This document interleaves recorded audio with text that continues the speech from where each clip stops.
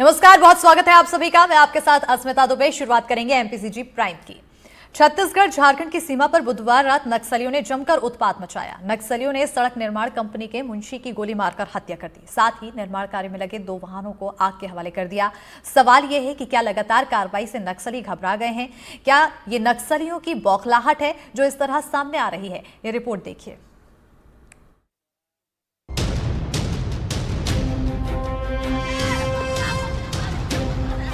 सुरक्षा बलों की लगातार कार्रवाई अब नक्सलियों का मनोबल तोड़ रही है और उनकी बौखलाहट खुलकर सामने आ रही है। नक्सली अब आम लोगों को निशाना बनाने में भी गुरेज नहीं कर रहे। एक तरफ जहां छत्तीसगढ़ तेलंगाना बॉर्डर पर करीगुट्टा की पहाड़ियों पर 240 से ज्यादा घंटों से बड़ा नक्सल ऑपरेशन जारी है, तो इसका असर अब झारखंड में भी नजर आ रहा है। नक्सलियों ने छत्तीसगढ़ झारखंड की सीमा पर बसे ओसरा पाठ गाँव में बुधवार रात जमकर उत्पात मचाया। नक्सलियों ने सड़क निर्माण कंपनी के मुंशी अयूब खान की गोली मारकर हत्या कर दी और निर्माण कार्य में लगे 2 वाहनों में आग लगा दी।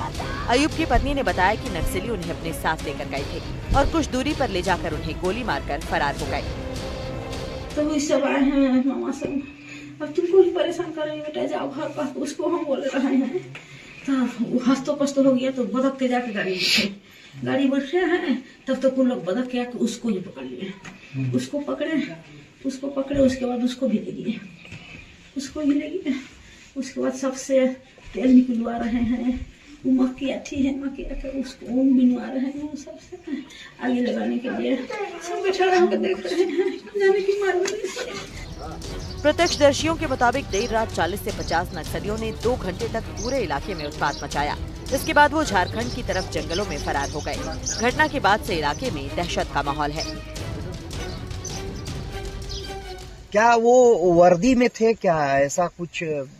हाँ, सभी लोग काला सा ड्रेस पहना था और पैदल ही आए थे और राइफल वगैरह उनके पास मैंने बगल में लटकाया हुआ था, मतलब राइफल वगैरह जो भी हो हथियार था उनके पास। और अगल बगल में भी आदमी लोग का संख्या लगा, अगल बगल पूरा घेरे हुए थे।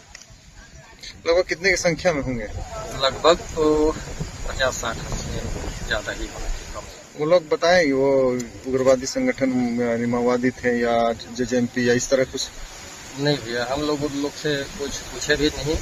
हम लोग के पास खुद दहशत था, डर था। हम लोग कुछ नहीं बात किए, जो जैसे कहे हम लोग सुने और फिर उन लोग जाने के लिए कहा, हम लोग चले गए। ये घटना भले ही झारखंड राज्य की सीमा पर हुई है, लेकिन घटना के बाद से छत्तीसगढ़ के सीमावर्ती इलाकों में पुलिस और सुरक्षा बल अलर्ट पर है। छत्तीसगढ़ राज्य के सामरी थाना प्रभारी विजय सिंह ने भी झारखंड में घटनास्थल पर जाकर मौके का मुआयना किया और स्थानीय पुलिस अधिकारियों से मामले की जानकारी ली। इस घटना को नक्सलियों के खिलाफ जारी ऑपरेशन संकल्प से जोड़कर भी देखा जा रहा है। माना जा रहा है कि इस ऑपरेशन से नक्सली बौखला गए हैं और इस तरह की घटनाओं को अंजाम देकर सुरक्षा बलों का ध्यान करीगुट्टा इलाके से हटाने की कोशिश की जा रही है। अंबिकापुर से रोमी सिद्दीकी की रिपोर्ट। नक्सली बार बार वार्ता के लिए पत्र जारी कर रहे हैं। ऐसा पहली बार है जब नक्सलियों की बौखलाहट साफ नजर आ रही है, लेकिन नक्सलियों के नाम पर बार बार जारी हो रहे पत्रों की विश्वसनीयता पर सवाल खड़े हो रहे हैं।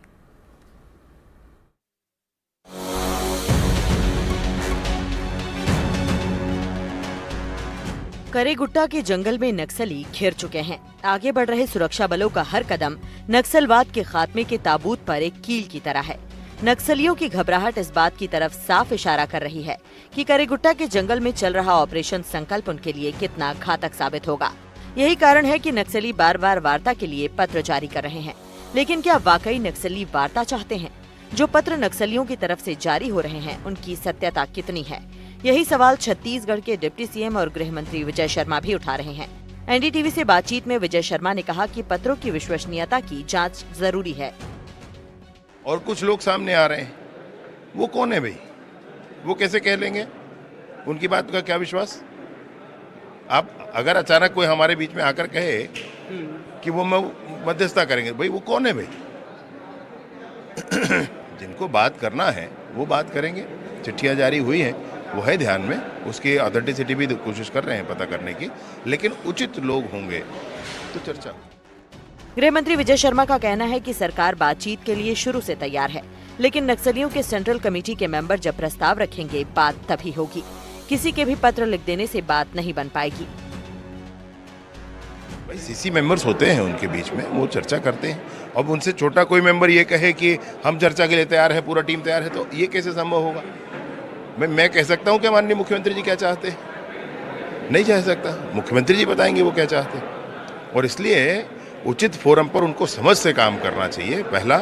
और दूसरा ये है कि ये जो लोग हैं बीच में बोल रहे हैं, ये इनके प्रति तो प्रश्न है मन में। एर्राबोर में जलाया गया सबको, तब कहाँ थे ये सब? पूरी बस्ती जलाई गई। नक्सलियों ने बस्तर के आदिवासियों की बस्ती जलाई, 8 साल का बच्चा जलाया, दर्जनों मारे गए, जलकर मर गए। कहाँ थे ये लोग? नक्सलियों से वार्ता की वकालत करने वाले तेलंगाना के नेताओं को भी विजय शर्मा ने खरी खरी सुनाई। साथ ही सुरक्षा बलों के ऑपरेशन में मिल रही सफलता पर खुशी भी जताई। एरिया डोमिनेशन का विषय है। जवानों ने बड़े ही साहस और शौर्य के साथ, बड़ी ही योजना के साथ ये काम किया है। काफ़ी दूरी तक अब तिरंगा लहरा रहा है। काफ़ी दूरी तक अब भारत का संविधान लागू हो गया, ये कहा जा सकता है वहाँ पर। और ऐसे सारे लोग जो भारत के संविधान से इतर हैं, अलग हैं, कहते हैं कि कुछ अपना चलाएंगे, अपनी सरकार बनाएंगे, बंदूक की नली से सरकार निकाल लाएंगे, वो बातें समाप्त हुई हैं वहाँ पर। विजय शर्मा का इशारा साफ है। नक्सलवाद को खत्म करने का संकल्प लेकर ही ऑपरेशन संकल्प चलाया जा रहा है और इसका असर नक्सलियों की बौखलाहट में साफ नजर आ रहा है। एनडीटीवी के लिए जुल्फिकार अली की रिपोर्ट।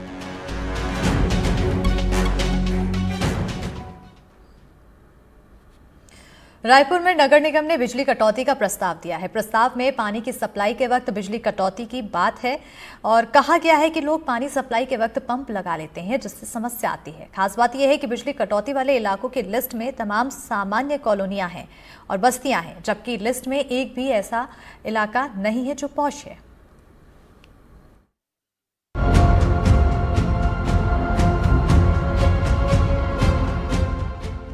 सुबह 6:15 बजे से 6:45 बजे तक, शाम 6:15 बजे से 6:45 बजे तक, यानी 30 मिनट सुबह और 30 मिनट शाम। रायपुर की बस्तियों में रहने वालों, ये टाइम नोट कर लीजिए।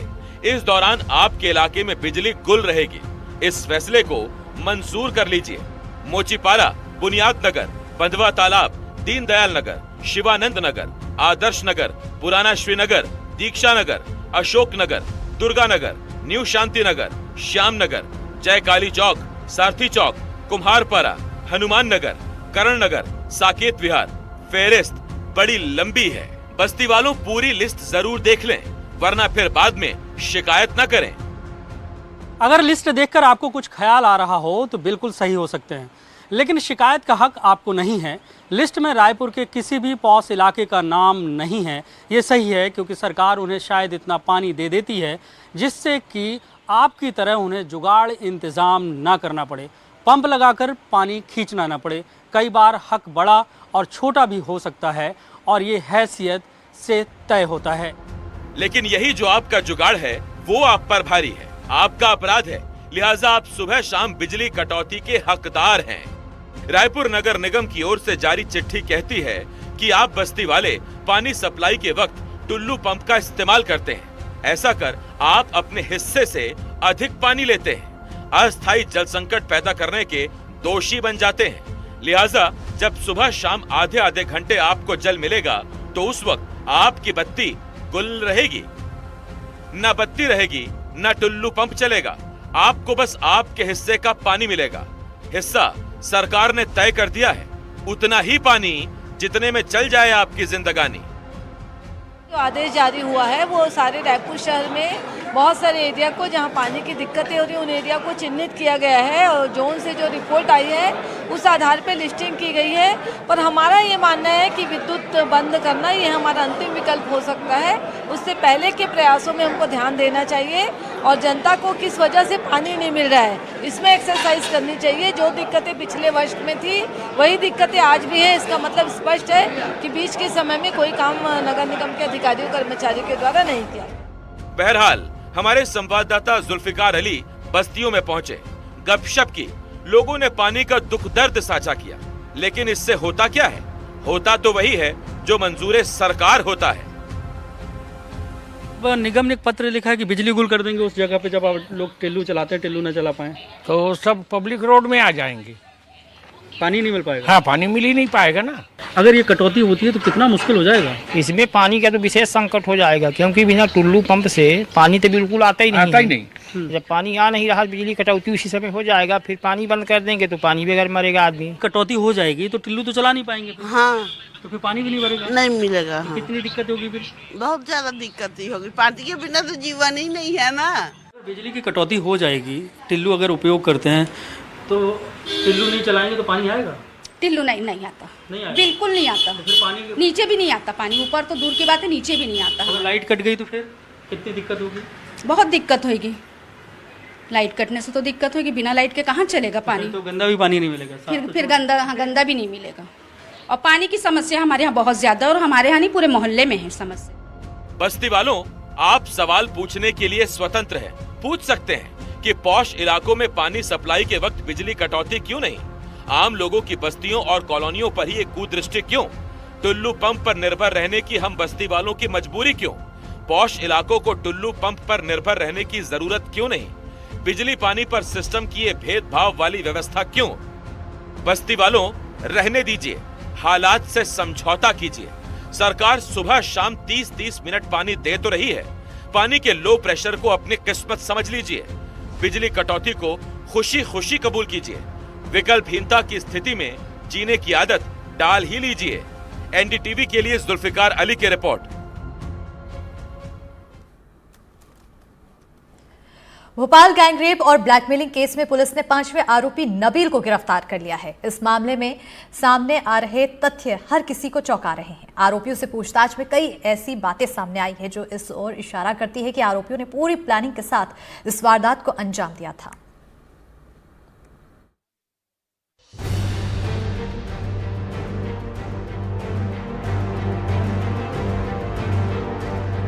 भोपाल गैंगरेप केस में जहां हर दिन नए खुलासे हो रहे हैं, तो धीरे धीरे पुलिस उस शख्स तक पहुंच रही है जो इस घिनौने कृत्य में शामिल था। अब इस मामले में पुलिस ने 5वें आरोपी को गिरफ्तार किया है। लंबे समय से फरार चल रहा नबील आखिरकार पुलिस के हाथ आ गया है। इस मामले में अब तक नबील समेत फरहान, साद, साहिल और अली की गिरफ्तारी हो चुकी है, जबकि अबरार नाम का छठा आरोपी अभी भी फरार है। भोपाल रेप कांड मामले में जैसे जैसे आरोपियों की गिरफ्तारी होती जा रही है, मामला उतना ही संगीन होते जा रहा है। पहले रेप, लेकिन फिर गैंगरेप की धाराओं में इस मामले को पंजीबद्ध किया हुआ है। एक तरफ जहां पुलिस लगातार फरार आरोपियों के पीछे है, तो दूसरी तरफ गिरफ्त में आए आरोपियों से पूछताछ और उनके मोबाइल की जांच में कुछ ऐसी जानकारी सामने आई है जो हैरान कर देने वाली है। आरोपी फरहान युवतियों के अश्लील वीडियो को पॉर्न साइट पर बेचने की फिराक में था। उसके मोबाइल की सर्च हिस्ट्री की जांच में ये बात निकलकर सामने आई है। उसके इस काम में अबरार और नबील उसकी मदद कर रहे थे। जानकारी के मुताबिक अश्लील वीडियो अबरार और नबील के रूम पर बनाए जाते थे। वीडियो को अबरार और नबील के लैपटॉप में सेव किया जाता था। साहिल के वीडियो बेचने की कोशिश में अबरार और नबील ने मदद की। तीनों ने मिलकर पॉर्न साइट पर वीडियो बेचने के लिए सर्च किया था। साहिल की डांस अकेडमी में 30 हिंदू युवतियों के रिकॉर्ड मिले। इनमें से कई युवतियों को साहिल ने अपना निशाना बनाया। लगातार इस घटनाक्रम पे पुलिस ने कड़ी कार्रवाई की है। इसमें अभी तक हम जानते हैं कि 5 आरोपी गिरफ्तार हो चुके हैं। कॉलेज से जुड़ा हुआ जो मामला है उस पर लगभग 5 आरोपी गिरफ्तार हो चुके हैं। एक उसमें व्यक्ति जिसका आरोपी में नाम था, उसने लगभग 3 महीने के आसपास पूर्व में उसमें आत्महत्या कर ली थी, और एक आरोपी को पुलिस तलाश कर रही है। इस घटना से जुड़े हर पहलू की सूक्ष्मता से पुलिस जांच कर रही है और इसमें सख्त कार्रवाई सुनिश्चित कर रही है। ये मामला लगातार सुर्खियों में बना हुआ है। इस बीच पहली बार आरोपी पक्ष से भी कोई सामने आया है। मास्टरमाइंड फरहान के पिता अपने बेटे की गिरफ्तारी से जितने दुखी हैं, उतने ही गुस्से में भी हैं। कहते हैं बेटा दिल से उतर गया, बेहतर परवरिश के बाद भी ऐसा काम किया, इसलिए अब परिवार से उसका कोई वास्ता नहीं। सर वो न्यायालय इसका फैसला करेगा। लग रहा है तो कहीं गलती हुई होगी और पुलिस इसकी जांच कर रही है। जो भी होगा वो निर्णय अदालत करेगी। बस मैं इससे कहना चाहूँगा, कहीं ना कहीं तो कुछ ना कुछ तो गलती है ना। अब बावजूद तो मैं उसको छोड़ तो दूंगा नहीं। अगर उसने गलती की है तो न्यायालय सजा देगा, और मैं तो उसको निकाल ही दिया है। अब मेरे दिल से उतर गया है, मैंने जिस तरीके से उसकी परवरिश करी, जिस तरीके से उसको रखा, तो अब इस तरीके से दोस्त यारी में साथ रहने के बाद उन्होंने जो कहा, तो उससे तो मेरी दिल तो उतरी गई ना। अब अगर बिल्कुल छेद से भी धुल जाए, दूध से भी धुल जाए, तो बात वो तो नहीं आ सकती ना। कांच में दरार आ गई है तो दरार जाएगी, थोड़ी कांच ही बदलना पड़ेगा।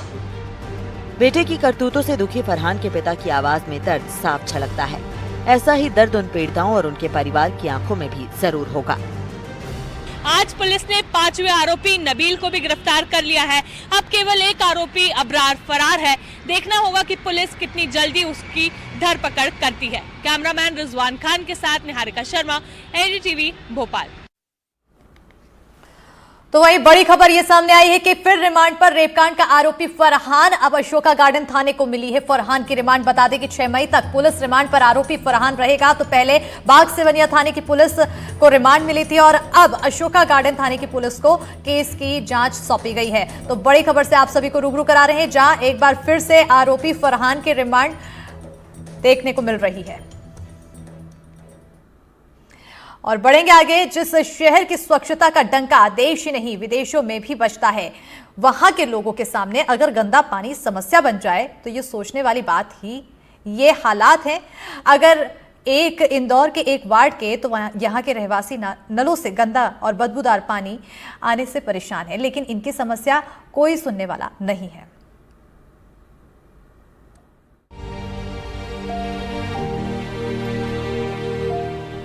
देश का सबसे साफ शहर, लेकिन पानी मिल रहा है गंदा। ये हाल है इंदौर के। इंदौर के वार्ड 59 के रहवासी लंबे समय से परेशान हैं। नलों में ऐसा पानी आता है मानो नाली के पानी की सप्लाई हो रही है। 3 महीने से रहवासी परेशान हैं। शिकायतें कर करके थक चुके हैं, लेकिन कोई सुनवाई करने वाला नहीं है।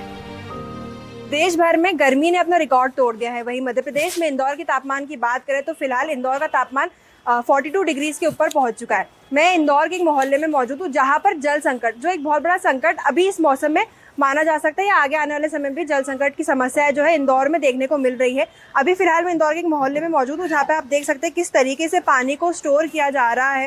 टैंकर्स बुलाए जा रहे हैं, हर दिन यहाँ पे टैंकर्स आ रहे हैं और जो यहाँ पे बर्तन है, टैंक्स है, वहाँ पर पानी को स्टोर किया जा रहा है। कारण क्योंकि यहाँ पे जो इस मोहल्ले में आने वाला है पानी में जो ड्रेनेज का पानी है वो मिल जाता है और जो साफ़ पानी है वो लोगों को यहाँ पे नहीं मिल पा रहा है। साफ़ पानी के लिए लोग लगातार कोशिश कर रहे हैं, लगातार शिकायत कर रहे हैं, पर उनको साफ़ पानी कहीं पर भी नहीं मिल पा रहा है। हर समस्या पर तत्काल कार्रवाई के इंदौर नगर निगम के दावों की हवा निकलते देखना है तो वार्ड नंबर 59 में चले जाइए। रहवासियों का कहना है कि सड़क की खुदाई के बाद से नल के पानी में बदबू आती है। आरोप है कि खुदाई के बाद से ड्रेनेज का पानी सप्लाई लाइन में मिल रहा है, इसलिए ये समस्या आ रही है। इस इलाके के लोग अब पानी लेने के लिए वार्ड 61 की पानी की टंकी पर जाते हैं और सड़क पर लगे नल से डिब्बों में पानी भरकर जैसे तैसे अपने घरों तक लाते हैं।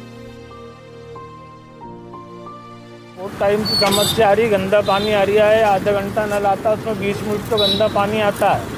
पानी के पते ही नहीं और 10 मिनट में नल बंद कर देते हैं। नगर से कुप्पी में पानी भरने आया है, 2 व्हीलर एक्टिवा पे। आपके इधर समस्या आपके इधर भी है, मतलब वहाँ बन रही है टंकी तो वहाँ पानी भरने आ रहा है, वहाँ पे बहुत समस्या है। हाँ, टंकियाँ नहीं भरा रही है अभी तो, एक आध हफ्ता हो गया। नलों में कैसा पानी आ रहा है? अच्छा पानी आ रहा है। यहाँ के नल में तो अच्छा पानी आ रहा है, वहाँ पे तो गंदा पानी आ रहा है नाली का। समस्या आजकल की होती तो बात होती। शिकायत करते करते 3 महीने हो गए। अधिकारी आते हैं और सहानुभूति जताकर चले जाते हैं, लेकिन हल आज तक नहीं निकल पाया। तस्वीरों में आपने देखा किस तरीके से पानी को स्टोर किया जाता है। लोगों से हमने बातचीत की, उनकी क्या समस्या है वो जाना। हमने ये जाना किस तरीके से जो ड्रेनेज की पाइपलाइन है, उस ड्रेनेज की पाइपलाइन का पानी जो है वो पीने के पानी में मिक्स हो जा रहा है, जिस वजह से जो पानी आता है सुबह आधे घंटे के लिए, उसमें 15 मिनट पानी में बदबू आती है, गंदगी आती है। जब साफ पानी आना शुरू होता है तब पानी भरना चालू ही करते हैं रहवासी की पानी के नल बंद हो जाते हैं। ये बहुत बड़ी संकट है, बहुत बड़ी समस्या है इंदौर वासियों के लिए, इंदौर शहर के